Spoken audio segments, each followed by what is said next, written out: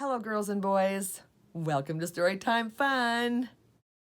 We hope you enjoy it. Today's story is out of the Disney Princess Happily Ever After Stories book, Tales of Love and Friendship. And today's story is out of the Walt Disney Sleeping Beauty stories called A Moment to Remember. Princess Aurora sighed. She loved being married to Prince Philip, but life in the palace was so different than what she was used to. 3 kind fairies, Merryweather, Flora, and Fauna, had raised her in a cottage in the woods to protect her from an evil spell. Aurora had done so much there, from cooking and cleaning to going on walks and spending time with her animal friends. Now that she lived in the palace, it seemed all she did was plan and attend parties. Tonight there would be yet another royal ball, and everyone was fussing over the plans. The royal chef couldn't decide on an ice sculpture. The royal florist and the table setter couldn't agree on the flowers. While they were bickering, Prince Philip came in. "Hello, dearest," he said. Aurora beamed and gave him a hug. The table setter and the florist were annoyed at the interruption. "Princess Aurora," the royal florist said, "could you please tell the royal table setter that she must place the flowers in the middle of each table tonight?" "Princess Aurora," said the royal table setter, "could you please tell the royal florist that our guests will never see one another if I put this big flower arrangement in the middle of each table?" Why don't you just put a single flower on each table?" Aurora suggested.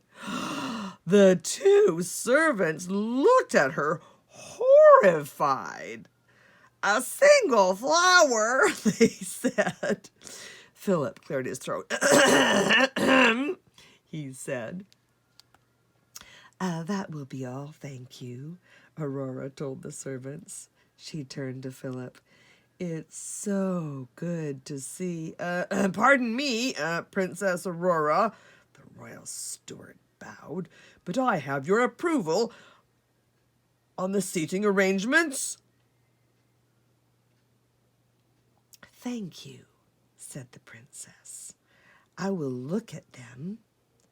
"As soon as we return," Prince Philip finished. Both Aurora and the steward looked at Philip in surprise. "Where are we going?" Aurora asked. Philip smiled. "Out for a ride by ourselves." Ooh, the princess smiled. It was just what she had been hoping for. Aurora hurried to change her outfit. As Philip and Aurora set off, the prince remembered something. "I'm sorry, dearest," he said. "I had forgotten that the Royal Equestrian Guards must come with us." Aurora looked sadly at the 10 riders behind them. Then she leaned down and whispered something to Philip's horse, Samson. The horse whinnied and charged away from the palace. Aurora's horse, Mirette, galloped after them. Before long, the royal guards were far behind. "Whoa! Whoa, Samson!" the prince shouted as his horse raced ahead. "It's all right, Philip," Aurora called. They galloped into the forest, and Samson found a path through the trees. He followed it for a while, then stopped very suddenly. Oops! Philip sailed over Samson's head and landed in a stream. "No carrots for you, boy," Prince Philip scolded his horse. He looked up and saw Aurora trying to hide a smile. He grinned. Do you remember this place? Aurora asked a little later. Philip waded out of the stream and looked around the clearing. He pulled off his boots and dumped the water out of them. Then he set them in the sun to dry. Aurora took off her shoes, too. She spun around gracefully, humming a tune. Yes, Prince Philip said softly. I remember this place. This is where we first met. I heard you singing sweetly, and then we danced together for the first time. I will never forget that day, said Aurora, no matter how busy we get with our royal duties. Prince Philip smiled. Nor will I. When I am with you, all others disappear. Philip and Aurora smiled, wishing they could bring the peacefulness of the glade back to the palace. Their peaceful moment ended as the royal equestrians thundered into the glade. Philip put on his boots and cape. Then he picked up a fallen flower and handed it to Aurora. Aurora took the gift and smiled. We should go back and get ready for the ball, she said.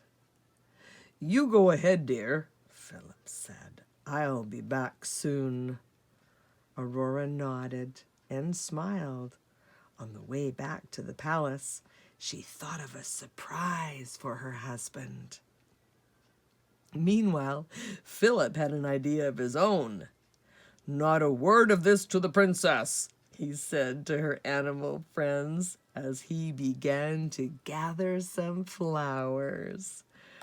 At the castle, Princess Aurora worked on Philip's surprise for the rest of the afternoon. Servants moved tables, laid tablecloths, and gathered flowers. Flora, Fauna, and Merryweather flitted about, helping wherever they could. More than once, Aurora heard a servant murmur, Our guests will certainly be surprised. Aurora just smiled. It is Prince Philip I want to surprise, she said, and not a word of this to him. That night, Aurora had just finished getting dressed when Prince Philip came into the room. He held out a simple crown he had made from flowers. Would you like to wear this too? He asked. Oh, Philip! Aurora put on the flower crown and hugged her husband. It's perfect for this evening. What a lovely gift. Aurora took Philip's hand. Now, I have a surprise for you. She led the prince down the stairs to the courtyard.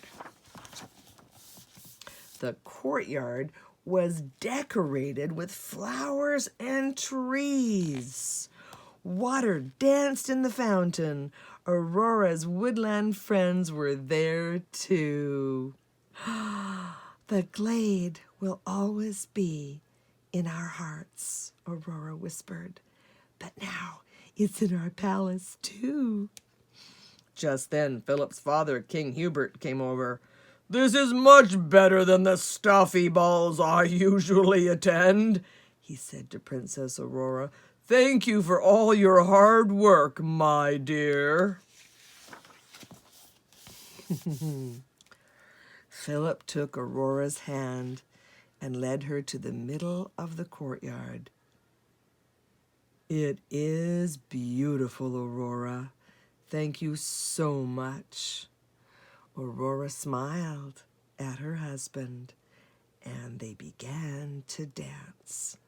Like the first time they had met, this too would be a moment to remember.